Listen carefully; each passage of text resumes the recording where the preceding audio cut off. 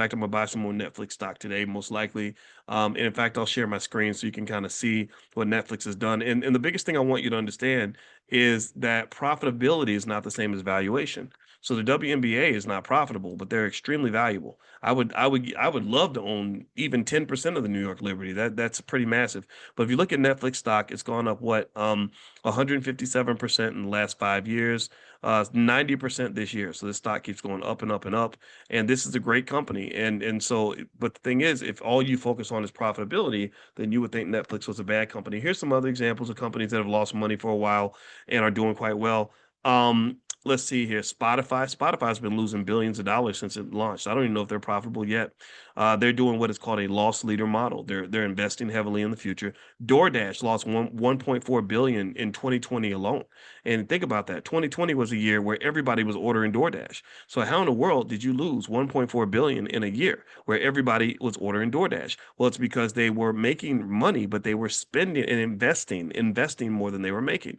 Spending is not the same as investing. Spending means you're throwing money in the toilet. A lot of us as a community, we love to spend money. We love to go pop it into a stripper thong, go buy some Air Jordans, go waste it on a new Cadillac because we saw it advertised on BET. That's spending. But if you're taking your money, you're putting it into your business, that's investing. You're putting your money into the stock market, so you're feeling a little bit broke, your pockets are light because you're putting money in the market, that's investing. Investing means you're going to get that money back and then some. Spending means the money's going to disappear and it's gone forever. One more company that's doing really well right now that lost a ton of money was Palantir. Palantir lost over $500 million in 2020 alone. That company's now worth more than $50 billion. So I can keep going down the list. So the WNBA, in my view, is another Uber. It's another Palantir. It's another Amazon. Now they're not. They may not have a $1 trillion valuation like some of those companies, but the WNBA, mark my word, based on everything I know about valuation, the WNBA is exceedingly more valuable than it was just a couple years ago. In fact, I dare say that their valuation has probably increased by $3 or $4 billion or more.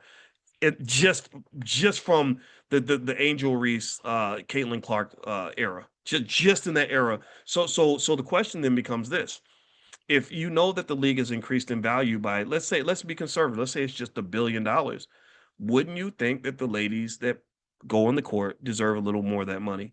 I say the answer is yes. And I know that that's debatable. I know that's controversial. I know some people have their opinions, but this is based on what I know about asset pricing. There's a lot of money being made right now in that league. Don't let the profitability fool you. A lot of people make that mistake. They used to say that about Trump. They'd say, well, look, his business has lost money. That means he's a terrible businessman.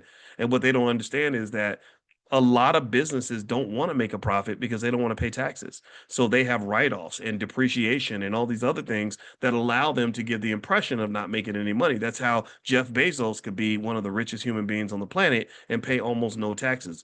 Warren Buffett said one year, he said, I paid less in taxes than my secretary did. See, taxes are typically paid, unfortunately, in America by working people who get a check and they pay a percentage of their check. But when you talk about businesses, it's a whole different ballgame, people. That's why I tell you, when it comes to your kids, don't just teach them how to get a job. Teach them how to create a job. Don't just teach them how to work for other people. Teach them also how to work for themselves.